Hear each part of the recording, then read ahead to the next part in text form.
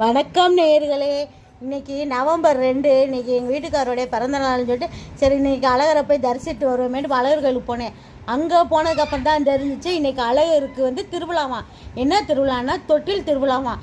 அது அழகர் கீழேருந்து மேலே மலைக்கு எங்கே போய் ராக்காய் மலையில் போய் தீர்த்தாடிட்டு இன்னைக்கு சாயங்காலம் வரைக்கும் அவர் அங்கே தான் இருப்பாராம். சாயங்காலத்தான் தான் கீழே இறங்கி வருவாராம்.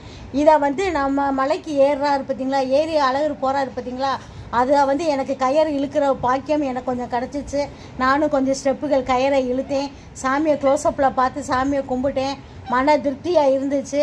அப்படியே கீழே வந்தோம். கீழே வந்து பழமுதிர் சோலையிலையும் முருகனையும் கும்பிட்டுட்டு அதுக்கு கீழே 18ஆம் கடி கருப்பையும் கும்பிட்டுட்டு அழகரையும் கும்பிட்டுட்டு வீட்டுக்கு வந்தோம். இதில் சிறப்பு என்னென்னா அழகர் மலையில் ஏறி போகிறாருல்ல, குளிக்க நீராட போகிறாரு பார்த்தீங்களா, அந்த காட்சியை பார்க்குற பக்தர்கள் அனைவரும் வீட்டுக்கு குளிக்கணுமா, அப்படி ஒரு ஐதீகமா.